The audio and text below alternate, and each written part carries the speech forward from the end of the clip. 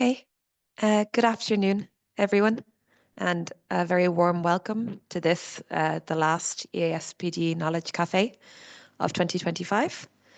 My name is Callie-Ann Farron. I am the e-learning officer at EASPD, and I'm very happy to be moderating this session on supporting families and caregivers when a child is violent. For those of you that this is your first Knowledge Café, just a brief introduction. Knowledge Cafes are a series of online events open to members and non-members of EASPD alike. And the aim of these events is to kind of create an open space where people can learn, of course, but also share. So sharing insights, best practices and ideas. And yeah, where we can bring these together and with the final aim of strengthening service provision. So this topic today, supporting families and caregivers when a child is violent, can sort of be seen as a follow-up from our latest conference, the ESPD conference with Fondazione Padea in Turin, which was titled Empowering Families and Enabling Self-Determination. And we hope that by hosting this webinar and this continuing work, we're trying to continue this work or this topic of supporting families of people with disabilities. I'll go through the agenda very quickly. So after I'll go through the technicalities now in a second, but then you'll hear an introduction from Annemie Jennis from Catholic Education Flanders, who is an ESPD board member and also a co-chair of the Member Forum on Education. Then we'll pass over to Maisa Kosola and Katri Hannen from Tukena Foundation Finland, who will introduce the When a Child is Violent project and the outputs from that. We'll then have time for a Q&A session. And finally, we'll come back to me to briefly conclude. So now for the aforementioned technicalities. I know it was mentioned when you registered and that you probably heard the message at the start of this webinar saying that we're being recorded, but just due to the kind of maybe sensitive nature of the topic, just to underline, this event is being recorded and it will be later uploaded on YouTube, so just to bear in mind. At the moment, we're in webinar mode, so that means you're only able to see me and the people speaking. So during that time, if you have questions, you can write them into the chat or the Q&A box, and we will address them during the time we have dedicated for the Q&A session. And then at that time during the Q&A, if you'd like to speak, we can also highlight you on the screen so you can speak. I think that's all from me for now. So I'll just pass you over to Annemie, who will be giving us a quick introduction. Thank you very much, Callie-Ann. Hello, good afternoon, everyone. My name is Annemie Jennis. I work in Catholic Education Flanders, and we are a member of ESPD. A few words about ESPD. It's a very important organization. It's a European association representing over 20,000 support services in over 45 different countries. These services deliver support to people with disabilities and their families, as well as in mainstream organizations such as education centers and also schools. ESPD aims to represent service providers at a European level, promote effective, more inclusive society in line with human rights principles. One of our aims is to drive knowledge and innovation in the sector, and the Policy Café or the Knowledge Café is a very good example where we can try to share knowledge with each other. So a few months ago, in the previous conference, we invited Maisa Kosola from Tukena Foundation in the Member Forum Education to talk about a project when a child is violent. How can we support families? We found it was a very, very interesting project, and that's the reason why we bring this now to a broader audience in this Knowledge Café. So I would really I hope it's very interesting, and it was very interesting in the previous conference. from Maisa Kosola and Katri also. Welcome, Katri, and of Tukena Foundation to talk about this very nice project supporting families when a child is violent. After the presentation, there is time for questions and answers. So first of all, I would really like to give the floor to Maisa and Katri for their presentation. Thank you, Anemi. Thank you, Anemi, and thank you, Kelly, and thank you for EASPD for this opportunity to talk about the topic that is really important and meaningful for me and Maisa. And good afternoon for all. I hope you can get some new ideas maybe, or some good thoughts in your mind after this webinar. So my name is Katri, and I'm a development director in Tukena Foundation, and I have my colleague Maisa here with me. Hello everyone, my name is Maisa Kosola and I'm a manager of project activities here in Tukena Foundation. And in Tukena, we have been working with the families for many years. And when you are working with the families, there also come some topics that are like a taboos, and the violent behavior is one of those taboos. And our aim is to start a project also in the topics that are not so spoken or are not so recognized in the society. And this is one of those projects. And that's also why we want to talk about the violent. We will explain you more later. But first things first, and we want to wish you a happy World Children's Day. That's today, and we are celebrating it in Finland quite bigly, and I hope that you do that too. And as Antonio Guterres, I don't know if I pronounce it right, says, this World Children's Day, let us listen to children and let us amplify their voices as they stand up for their rights. And when we are talking about the children who are behaving violent, when we are talking about the phenomenon, about the topic, I think that's the way to give the voice for the children and also for the families, and that's our aim also for today. And then few words about Tukena Foundations. We are a non-profit organization promoting a good life for people with support needs. We have this foundation, and then we have our own LTD, which is producing services all over Finland. And our aim is to find individual solutions and to create high quality services to support people with intellectual disabilities or some other support needs and their families. And we really want to make dreams come true.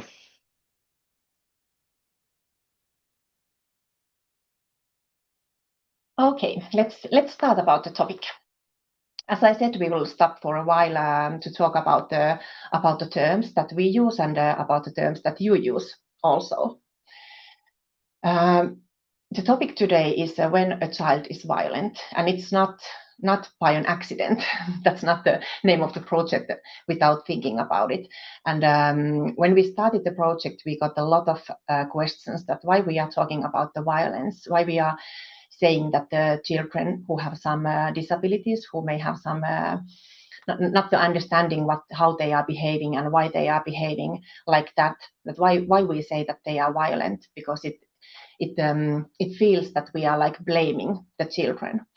But the idea to talk about the violence comes from the victims, from the family members, from the siblings, from the staff members, from the grandmothers and fathers. And that's why we want also you to stop for a while to think about the terms that you use. I don't say that there's a one term that should be used. There's a lot of, as you can see from this slide, that there's a lot of ways to describe the challenging behavior or the behavior that we are not expecting from each others. But would you take a few minutes, just a little brainstorming, few minutes to think about the word that you use when a child is behaving the way that you are not expecting, or the way that they make some harm or they are harmful? what kind of terms you use or what kind of terms you use in your working societies. So let's take 2 or 3 minutes, and if you could please write them into the chat so that we can also see that what kind of terms you use. And remember, there is not the right or wrong answers. They are just the different terms that you can use in different situations. But just to stop for a while for this idea.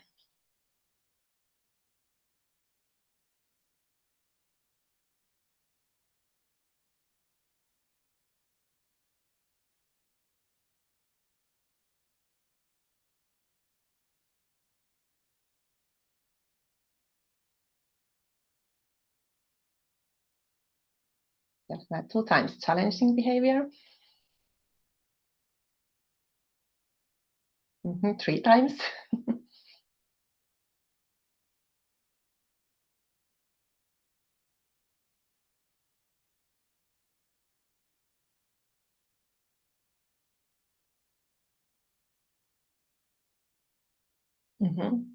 Challenging violence and impulsivity.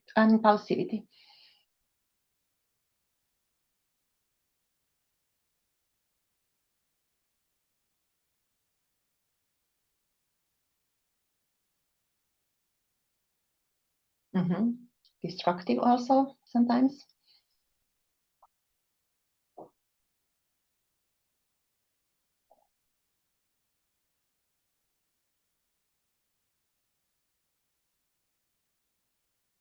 Maybe something else.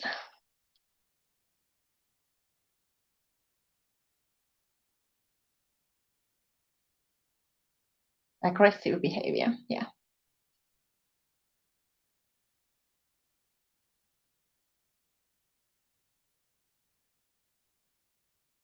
Challenging or violent behavior, challenging behavior, aggressive behavior, frustrations. That's good. Good word too.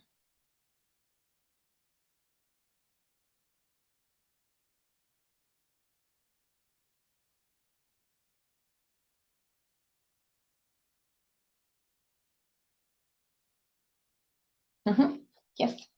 What you can add more if there comes in your mind. Okay, challenging behavior, reaction, domestic violence, or neurological problems. Yes, I like to see this domestic violence because it's not so often seen in this kind of questionnaires. I give you 1 minute more if there comes.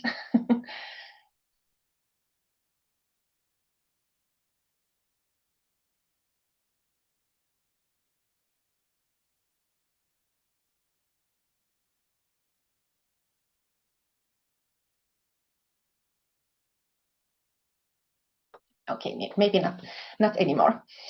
But as I said, in our project in Finland, the violence is not the term that we have been used when we are talking about the behavior of the children, especially when it happens in the families. As I said, that the domestic violence, it's not the word that we use when we are talking about the violence that comes from the children. So it's really something new also in Finland.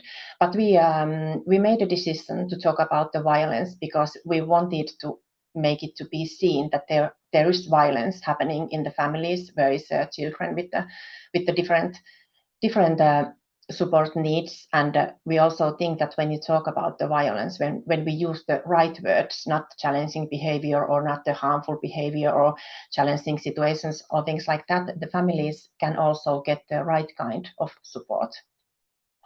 But it's not easy, as I said. It's also it makes a lot of emotions in the families when they realize that it's really a violence and not something more mild. Next slide, thank you. Of course, the challenging behavior is also very useful when you are describing, for example, something not so severe behavior, for example, some norm-breaking behavior. But we have to make a difference between the challenging behavior and the violence. There's quite a big difference, actually, when we think about the person who is living with that kind of persons. The challenging behavior, it often refers to behavior that is inappropriate to the situation in which it occurs. So it's really situation-related behavior. Somewhere it's okay to do something, but somewhere it's not, and that can be challenging behavior somewhere. And it also may cause some harm for the persons themselves or other persons or the property. They may break something or something like that. And behind the challenging behavior, we think that there's almost you can almost always find some elevated stress levels and also some mental overload. But you really have to think that is the behavior that's happening. Is it inappropriate and incompatible with norms, or is it really harmful or dangerous? And that's the difference between the challenging behavior and between the violence. And in practice, the violence can be many things that happen, but for example, it can be beating or kicking or scratching or pushing or spitting or something like that really hurts or makes some physical effects in the other persons. And also that's the behavior that makes the victims to be scary, and it's really can be quite a strong emotion that happens when you have to be scared of the violence. Next. Yeah. But there's a lot of difficulty also was speaking about the violence. As I said earlier, it's not an easy word to use. It's quite a strong definition of the behavior. And people think that it's really stigmatizing word. When you say that your child is behaving violent, you think that it's something really really mean, for example, that people think that it's a decision to behave like that, and that's something that it's not. And especially when we are talking about the children who are vulnerable persons, we think that we can't use that strong words than violence. Also, the parents, when they are talking about their children, they can fear that their parenting is put into question, and that also happens quite often. That professionals blame the parents about the children's behavior, and they also can be afraid that what are the consequences for the children. What happens for the child if they say that he or she is behaving violent?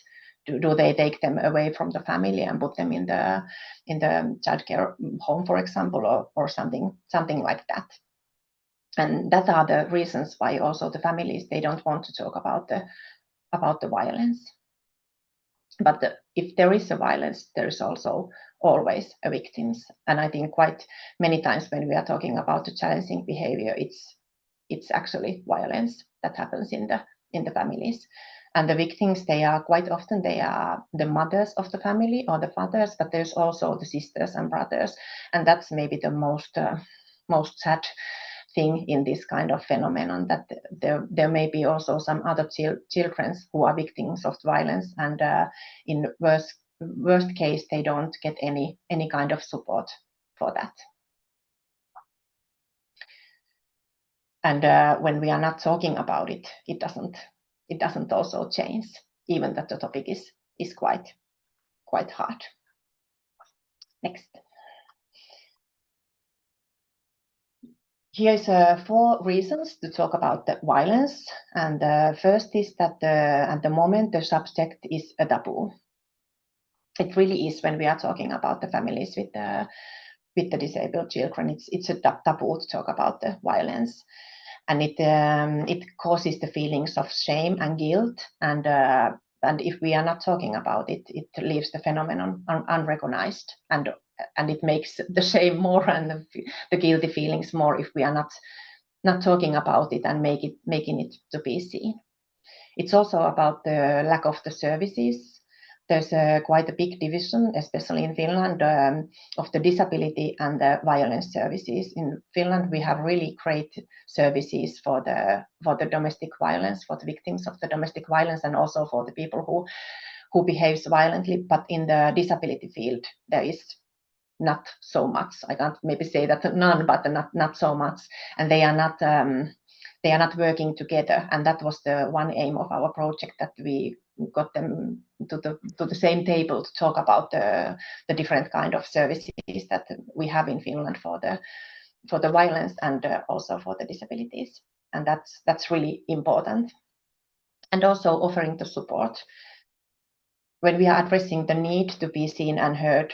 Also, families, they know that there is support for that kind of phenomenon, and they understand that, okay, this is not only our family who has the only child in the world who behaves violent, which is also quite common, that families think that their child is the only one, and that's why they think that there isn't any services. And also for the professionals, that they understand that there's a need of support, and also offering hope. When we are talking about the violent, there's always quite a lot hopeless people around that kind of families and that kind of phenomenon. And when we break that, we can also offer hope. We can say that there is services, there is support, there is way to get rid of the violent. It's not the child, it's the behavior, and that's a big difference. And the non-violent future is really possible for everybody. So that about the term. Thank you, Maisa. And then a few words about our project, our 3-year project that is continuing at the moment with the another same topic project, but with a different name. So we had When a Child is Violent project, or actually if we make a correct translation, it's in Finnish, it's kun lapsi satuttaa, and actually that means that when a child hurts, but we have translated it a little bit differently.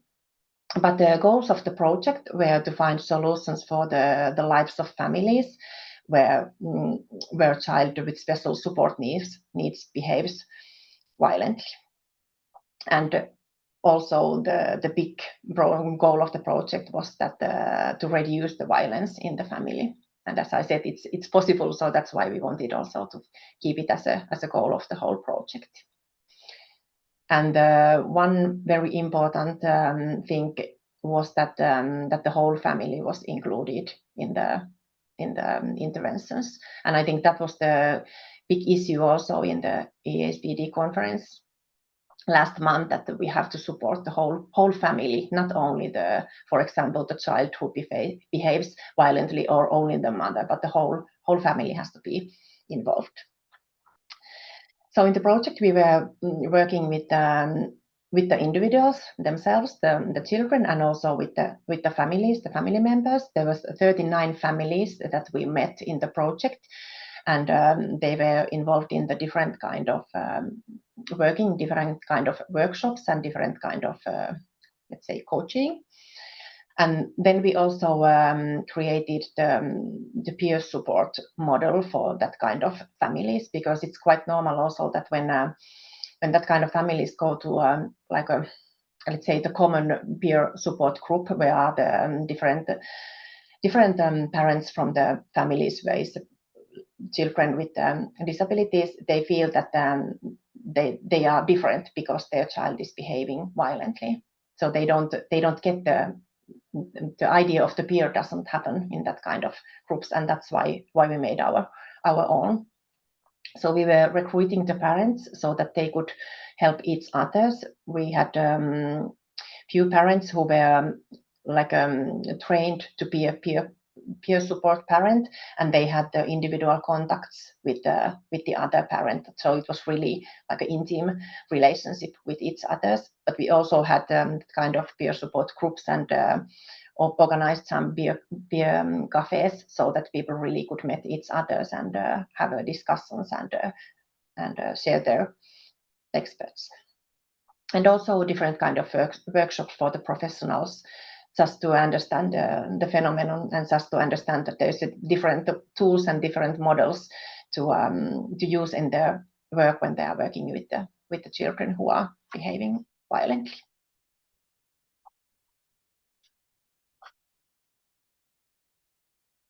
And the next, Maisa will tell you about one of the tools that we created in the project.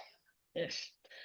And I want to add that, of course, we recognize that the situation is very harmful for the child also. But in this project, we wanted to concentrate the whole family and the parents.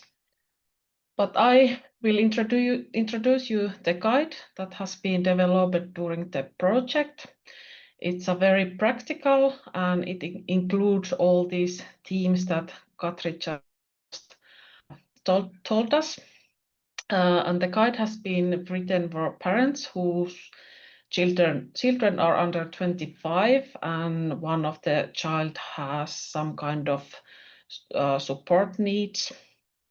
And it focuses on situations where the child shows violent behavior towards other family members, parents or siblings. And as I said, it provides practical tools and everyday strategies for whole family. And the goal is to break the silence around the violence. Families can use the guide on their own, or professional can use it with family. When working with families, you can use it with in your own work. Here is the structure of the guide. It starts with speaking about the taboo and about the violence, and then it moves step by step towards coping and hope and maybe brighter future. But I will explain you more about these next slides.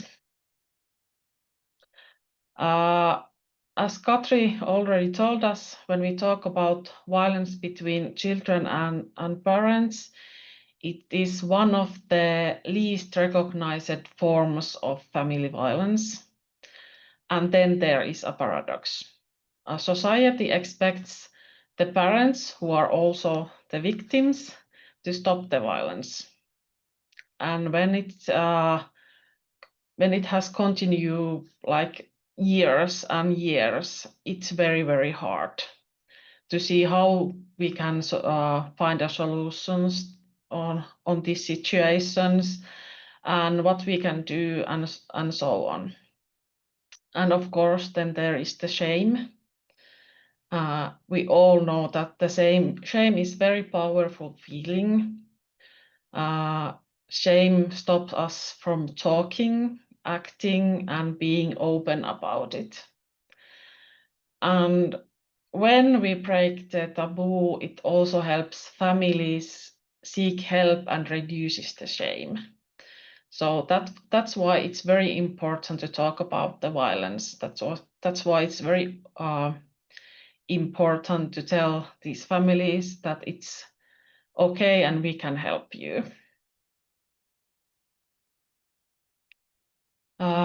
Under the surface, stress as a cause of violent behavior. So we all know that the stress can come from everyday life.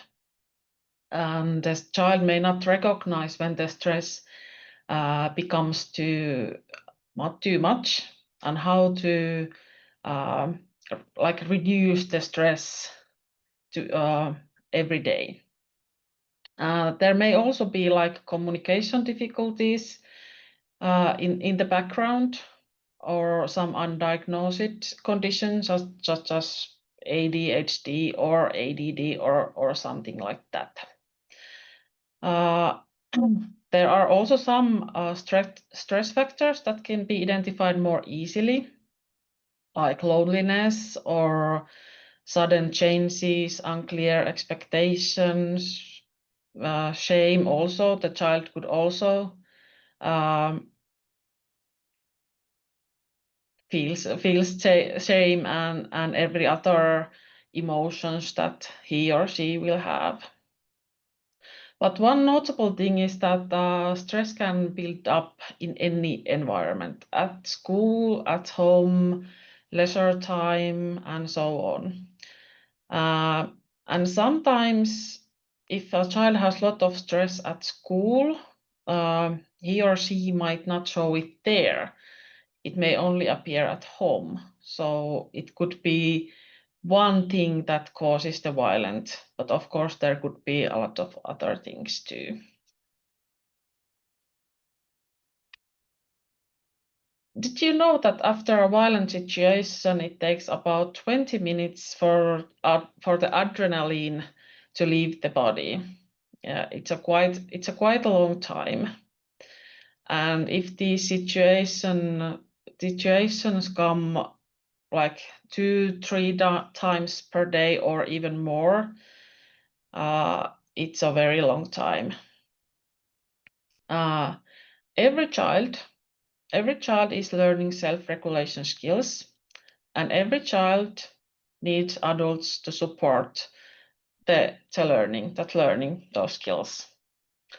And if the child has support needs, it usually takes longer time to learn these skills, and they need much more support from adults.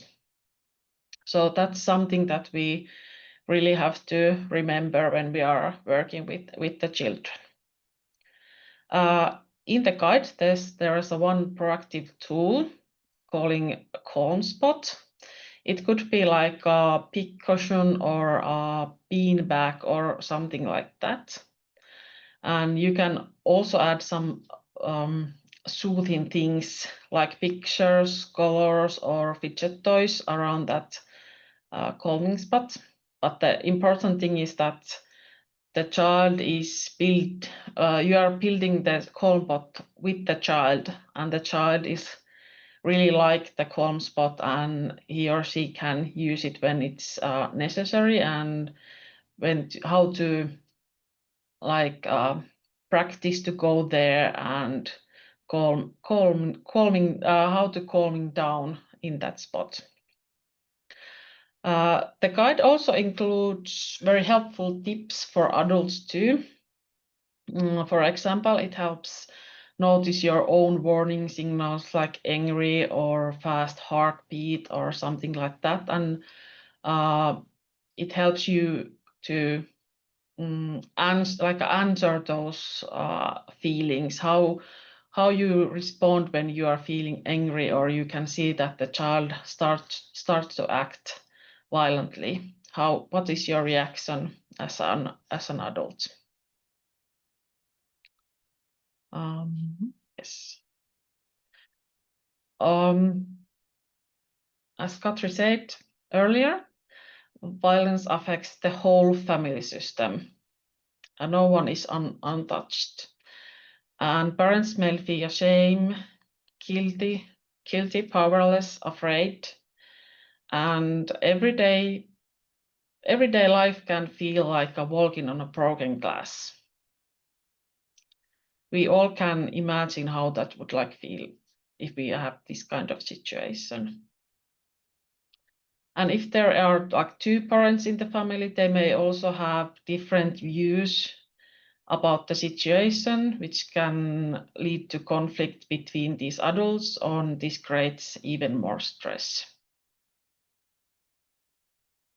And the parent may feel that when the situation is coming, that not again, it's starting again, I don't have the power, I cannot take it anymore, this is too much.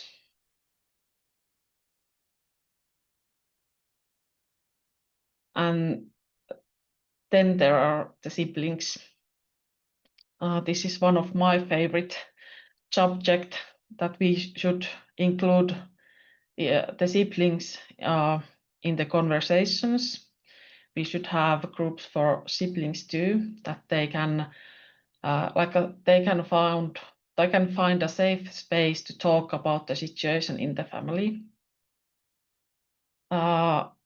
We had another project, and we had a group for siblings, and one boy told us that there was a situation where he was in the yard with his brother, and then the brother started to act violently towards him, and he had two options. First option is to face the violence, And second option was to hide outside in the yard. But it was a dark time. And you all know in Finland when it's dark, it's super dark, very dark. And he was afraid of the dark. So he had two bad options. And he had to face the fear in the both options. At that time, he decided to hide outside in the yard. But it was a very scary thing for him, and it left scars. And this was the first time when he had a safe space to spoke about it. And during that group, the siblings told us that this was the first time that they had a possibility to talk about the situation, and first time that they heard that other families have same kind of problems. They had always thought that this is a unique situation in their lives. So that's why it's very important to include also the siblings when we talk about the situation, when we're talking about the violence, because there is also the same kind of feelings like shame, fear, anxiety. There are hidden feelings in the background. They want to act nice and competent when they are with the parents, because of course they realize the situation and they don't want to cause more stress to parents. So I recommend you to have some groups for siblings too.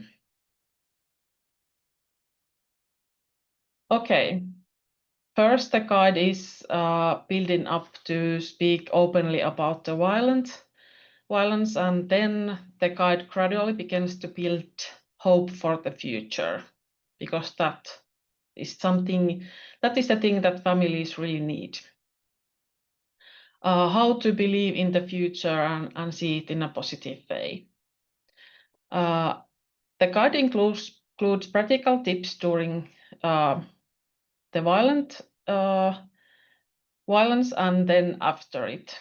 What to do when the violence is happening and what to do after that. One example is the safety plan for parents.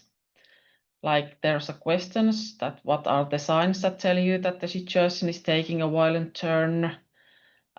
Is there a safe place in your home where you can escape if needed? Is it possible? Is there a safe place for the siblings and instructions on how to go there and how to react?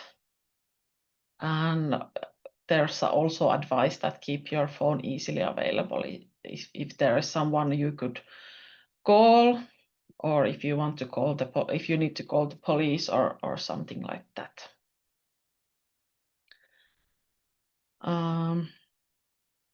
One very good, I think,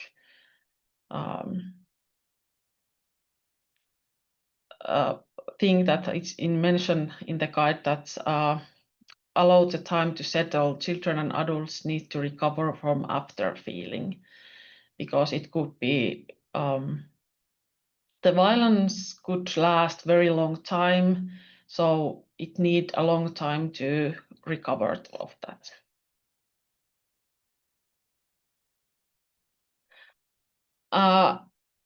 This is very important thing. Usually when these families go and try to seek some help, it's a very hard thing to do. Asking for help in this situation is very hard, and it's because of the things we mentioned earlier: the shame, guilty, loneliness, what would happen to the child, and so on. And that's why we, as a professionals, need to know that this can happen, and how we are going to react when some parents told us that their child is acting violently. And we must pay attention to how to we react, because our reaction can either support them or make them pull away. And then they might not ask for help again. So our reaction can be critical moment for asking for help and opening about the situation. So it's very important that before these kind of conversations, we as a professional, we are thinking what how can we react when the parent is telling this to us? How do I control my own emotions, my face, and so on? And how can I be supportive for the parents? So this is something that we really recommend you to think about it, and how to like how remember it's important to think about how I can react when this is happening, because it could stop the parents to talk about it again. If we are like we don't want to, if we are like that, we are feeling also the shame or anxiety or something like that.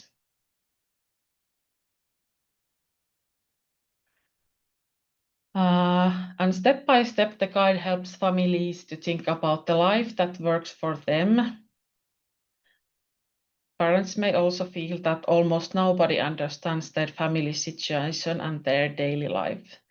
They may feel that they are drowning in the challenges of their daily life and situations they find difficult to accept and are afraid to share with others. This is something that we have to recognize. It's not easy to seek help, or even telling the closest one in the family that, okay, we have very hard situations. Our child is beating us or kicking us, and this is happening every day. So it really needs us to be to talk about it openly and act like we are normalizing it, and it's okay. It's okay to talk about it. It's okay to tell us, and we are here to help you.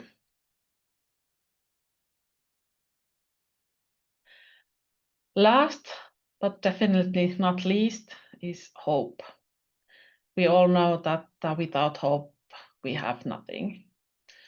And with these families, the situation could feel very hopeless. They don't see like a light or anything like that. They don't see the bright future. So building the hope with the families is very important. There's good pictures and tips for that in the guide. What brings hope, benefits of hope, and what takes away hope. And when you are like making a list about these things, what brings hope, it could really open your eyes and see that there's a lot of different things. And also maybe to see that there's some strengths and power also in that child who is behaving violently. Because families usually see their situation very dark, and they can see that when they have this child, it's not bringing any joy. It's bringing some hard situation, hard moments in everyday life. So it's our responsibility to create the hope. Hope as a resource. This is very good picture also when you're thinking about the hope. People who encourage me, to whom I can speak about anything, places where I don't have to be stressed about or afraid of anything, things and activities. things that bring me joy and make me feel at ease. These are things that you have to think about it and to try to find a way how to increase this thing.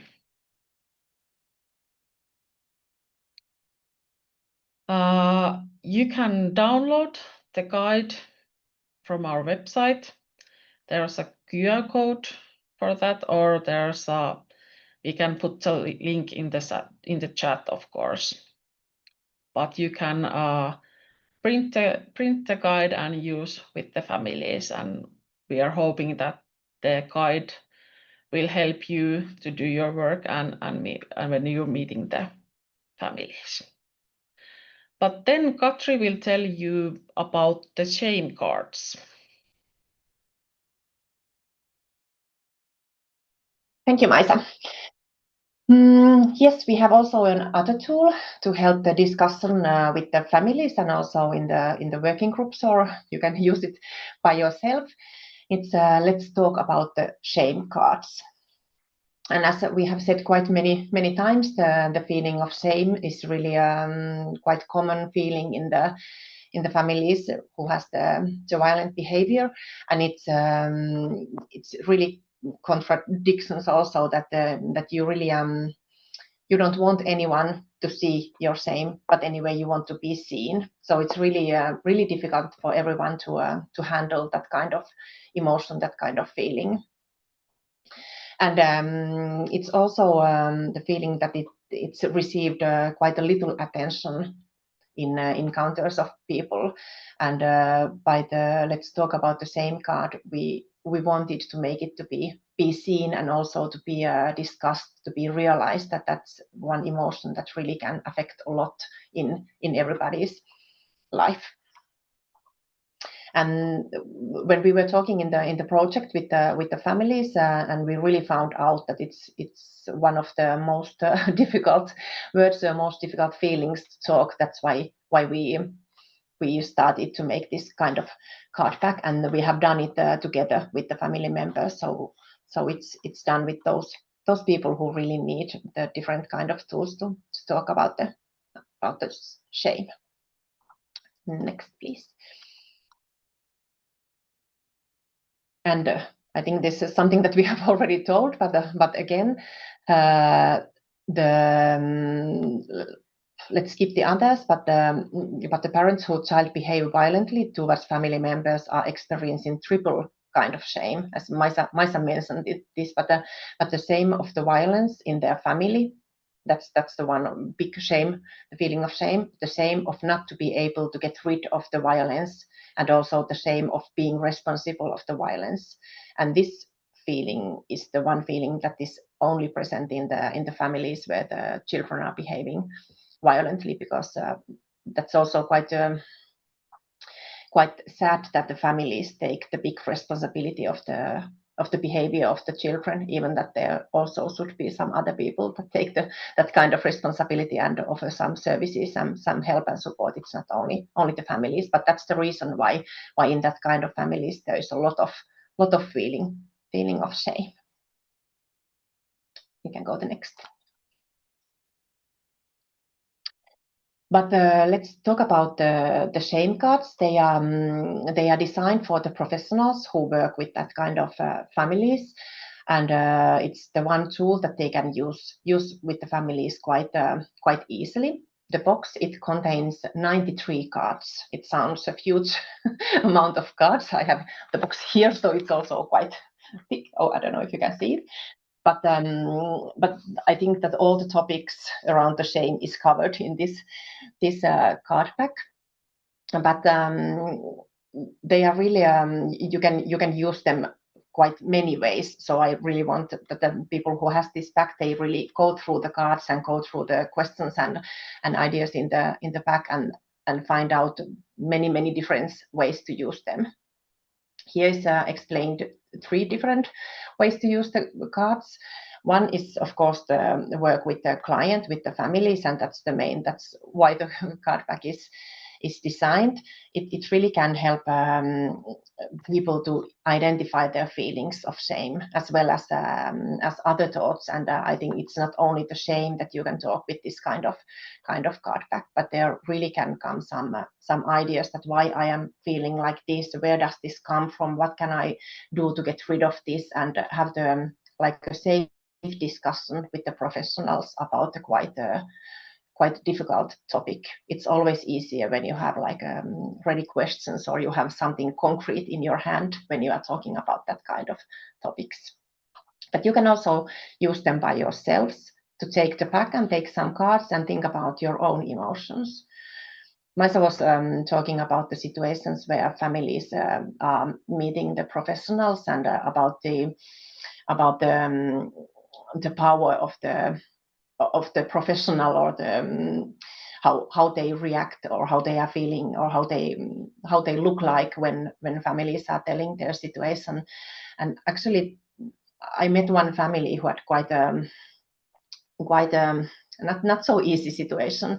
And one time the mother was telling everything for the social worker, and then they ended up in the situation where the mother was helping the professional to get rid of the emotions, all the emotion that she got from the story of the family. And the mother said that I will never tell about our situation for any professionals, because they can't take it. They can't they can't stand it. They can't understand the situation, but also that they can take it because their emotions come so strong. So I think that it's really important when you are working with the families who can have very very hard situations and many things happening, that you are really sure about your own emotions, how you react in different kind of situations. And I think that this let's talk about the shame cards, it's quite a good tool to go through also your own emotions, own experiences, and what do you think about the different things. And the third way to use it, it's also to support the discussion in the working society, in your working group with your own colleagues. I have used it that way, and it can also be quite funny sometimes, because you can pick up the different kind of cards. You don't need to take the 93 cards together, but you can also take some more like not so heavy. Don't start with the heaviest topics of the cards, but you can try it like a play, and then go deeper and deeper and deeper. But there's many ways to use the cards. And I have the fourth one. I had another project where I held a group for parents, and I used these cards with the parents group.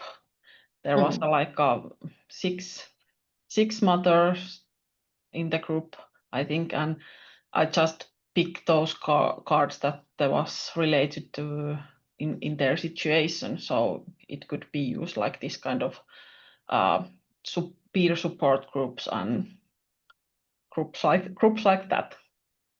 Yeah, you can use them one to one, or in the groups, or however. Next. So as I said, there's 93 cards, and they are divided in 8 different topics. So you can really make a choice that what topic you want to use in the time that you start to use the cards.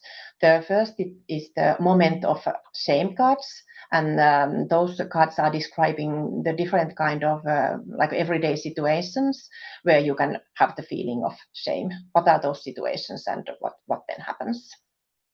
Then the second is voice of shame cards, and it's describing a person's inner speech.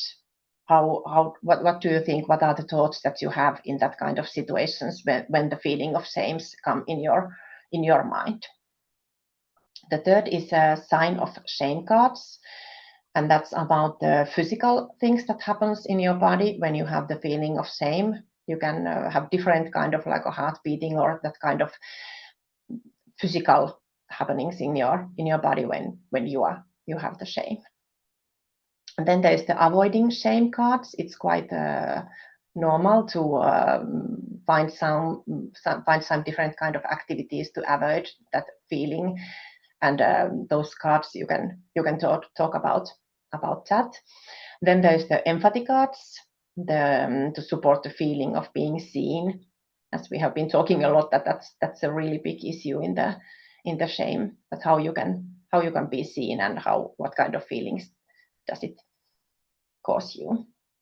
And then there's the empowerment cards to support success and help the professionals to travel side with the client, so that you really can empower people. And then there's the self-compassion cards to support personal resilience and well-being, and that's really important, and that's the card pack that you can use with the professionals especially. And then there's the emotion cards to help to identify the different kind of emotion, not only the same, and also to verbalize them, so that you really find the word for different kind of emotions. And then there's always in each 8 part, there's an open card and special card encouraging personal reflection. So there's a quite different kind of ways to use them. Next. There's a few years when we launched the card pack, and we have got some feedback from the professionals especially, and they really said that the card pack has been excellent. And as Maisa said, you can use them quite different ways also with the groups, and it helps the shame and the violence also to be visible and confronted, and that's of course the main point of that kind of card pack. And as I said in the beginning, it really helps when you have something concrete. It helps to talk about the things, and it may open also your own mind to think about the shame, to understand that it's really that kind of thing that makes me, for example, behave like that, or makes me to be really tired, or makes me to be angry, or makes me to be frustrated, or whatever other feelings that comes. But there can be the shame behind all of those feelings. And it also helps to build the shared language. And I think that's also really important, that when you are talking with the families and you are using some kind of different kind of terms and different kind of language, that you have the same language with each others, so that you really can share your thoughts, and you really can share your experiences when you are talking about the same things with the same words, and describing them same way, so that people really can understand each other's. And I think it's the only way to travel side by side with the families. I'm sorry to say at the moment, this let's talk about shame cards, you can't upload them from the website yet, but just last week we made a decision that you will be able to do it I think in the beginning of the year, maybe. Maybe I can promise that. Maybe not in the December, but quite soon we will tell you when it's happening. But now you can only order the pack of the cards, and I think it's not the European-wide thing, but we have those also in English, and soon you will be able also to load them from the website. So if you are interested about the cards, you will be able to have them. But I can, if there's somebody, I don't know if I can send them, but maybe we can take for the next EASPD conference also some packs of the cards. So if you want, we can keep in touch. But that's really a tool that is useful in a different kind of situation. But of course, the mainly reason for us to do it was to help the families to talk about the shame, and to find out ways to get rid of the feeling of shame, and get the support and get the help in that kind of situations. I think that together the guide and the cards are very powerful tools, and it helps to bring up the situations in the families, and how to deal with these situations. So we have had very good experiments about both of these tools. Quite a simple tools, but quite useful. Yes. I think that this was about the project and the guide. But one thing I want to mention, you may already know about it, but I'm doing my master's degree and I have a survey for service providers as part of my thesis. And the survey is open until the 1st of December. And it's about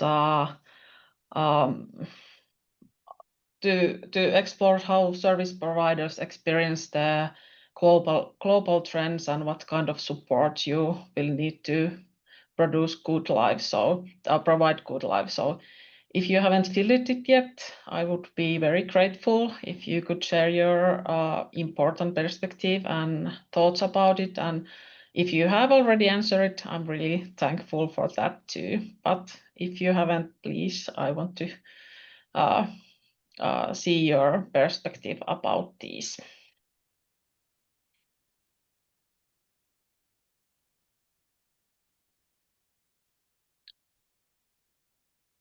Here is the links to Kena Foundation's social media if you want to follow us. Mostly our posts are usually in Finnish, but if you want to learn some Finnish, you can follow us. And you can find the guide from our website, but it's Finnish, so let's try to navigate there. But it could be you can find it from there. Also, if you want to know about more the project or the guide or something else, you can email to us. And if you want to collaborate with these teams, we are happy to help and share and be with you. But if are there any questions? What do you want to ask now? Sorry for the Kalyan. I think that we were quicker than was planned. So now I think we have a lot of time for the questions, but hopefully there is something people want to ask. Yeah, no, thank you. Thank you both very much for that really informative and very important presentation. I myself had the time to read the guide last week, and as you said, it's equal parts informative, but also very practical with actual mechanisms and things like that. So yeah, I highly recommend people take a look at it. It would be of great use to many for many services and many professionals as well as families. If people have questions, maybe they could write them in the chat. I have one to kick us off, if that's okay, while we wait for questions. But yeah, early in your presentation, you mentioned that families can be quite slow to seek help. And then when things get kind of worse and worse, maybe there's kind of this cycle effect where people are less likely to get help the longer things go on. So I was just wondering what is the best way to ensure families seek help early enough or before the problem kind of really spirals? Not the easy question. And I think Sorry. we maybe don't have one answer to that, but I think that the most important thing is that that this, as I said many times, that the phenomenon has to be make seen, so that people really know that there is support for that. There's different kind of services that can help families, and also as Maisa underlined, that the feeling of the hope is really important. That people really think that they can get the support if they seek it. I think the worst situation is that when they once have encouraged to for example contact professionals and then they don't get anything, they won't contact anyone anymore. So I think that's the one of the aim of the NGOs to really tell for the families that there is different kind of services. You really just have to seek it, you have to find it, and you have to be sometimes you need a lot of resources to find them, but it's worth of it. Brilliant, thank you. That gives me one follow-on question. The story you told about the professional or the social worker getting quite upset really stuck with me, because of course, if you then, if someone is then going into a comforting mode, it'll be very unlikely they'll look for help further. But yeah, I guess the question is what are the kind of like the skills or knowledge that professionals need more of to be able to deal with this problem effectively?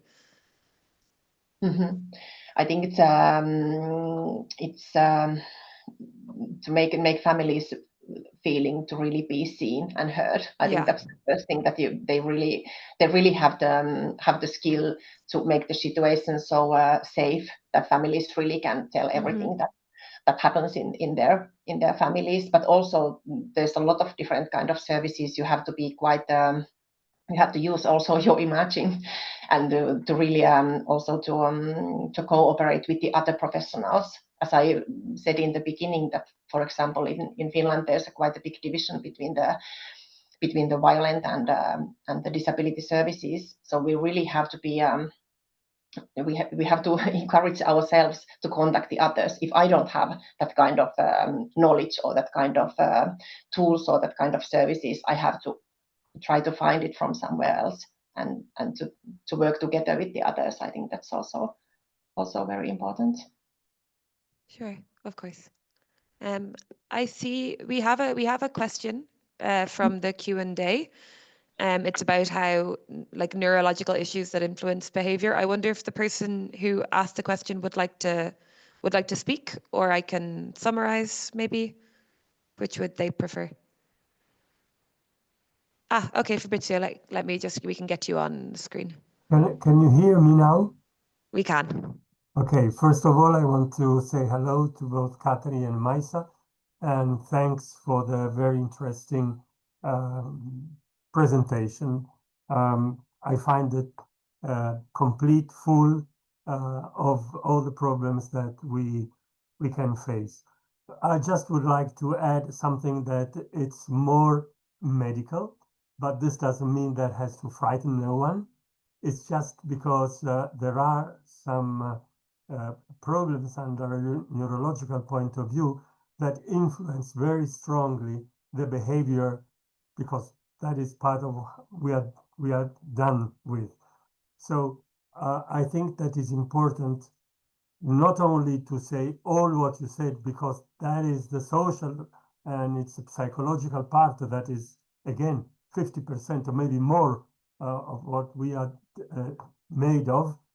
But we do not have to forget that there are some particular problems linked to some brain nucleus, like amygdala, or diseases like the syndrome de Gilles de la Tourette syndrome, that influence very much the behavior.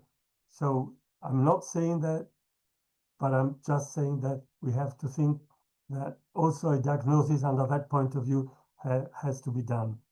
So never forget that when you have kind of problems, you have to look at that part as well, because 80% they can influence the behavior and the violence, particularly, very specific under that point of view.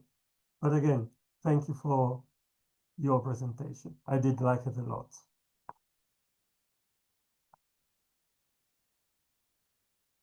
Thank you, Fabrizio. One thing is that I think that the families don't have enough information about these things that you mentioned and things that we have mentioned.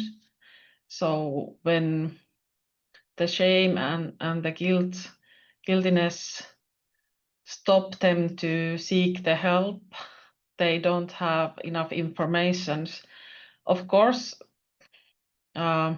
today's world, they have the internet and social media where they could find some information, but I think that they also need some practical help in these situations and practical tips, and someone who could tell that, have you tried these things or what to do next? Because even though you have the informations, sometimes it doesn't like you have the information, but it doesn't move into action. So that's why because they are so the parents are so frustrated and tired about the situation. So that's why they usually need some practical help also. What do you think, Katri?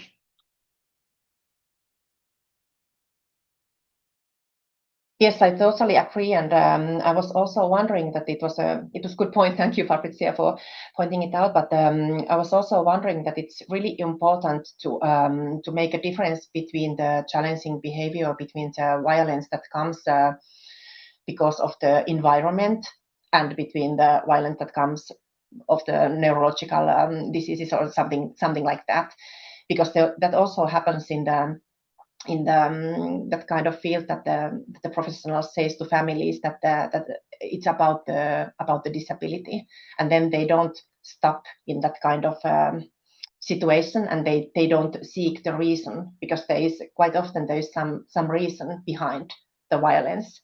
And if you don't, if you think that okay, that's the part of the disability, we just have to live with that. It's sometimes it's that case, but not always. So I think that's a big difference, and that's something that you really have to think about, that make sure that you know which is the situation.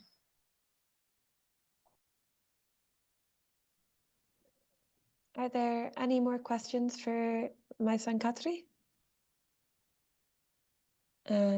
If not, I have one more for you, if that's okay. Your presentation was very comprehensive, and it touched on all that: parents, families, professionals. A lot of information for all of them. I guess looking maybe a little bit more outwards, like, is there anything that you would like kind of decision makers or higher up people to understand better about this issue, so that kind of maybe a structural systemic kind of change could be made? Again, not another very small question for you. But I think maybe the thing is for the decision makers that everybody has to be seen, that, and all the situation, different kind of families, they really have to be taken into account, and we as a society, we really have to understand that the families live in different kind of situations, and as a society, we have to try to find out how we can support people to live a good life, and to have some dreams, and let the dreams come true. It's not the practical answer on that, but I think that it's really, when they make the decisions, they have to understand that there's a lot of families who are not living in the like a common life, ideal, in the common situation. So I think that's maybe to find out the different atmospheres. Perfect. Thank you both very, very much. And yeah, we can, I guess, if there are no more questions, we can move on to the conclusion. Today was, I guess, maybe a challenging or kind of a polemic topic for some, but really, really crucial. So I'm really happy that we hosted it today, and I know that EASPD, for both from this and from the conference, they really want to continue on this kind of work of supporting families. So yeah, I'm really happy that it took place today.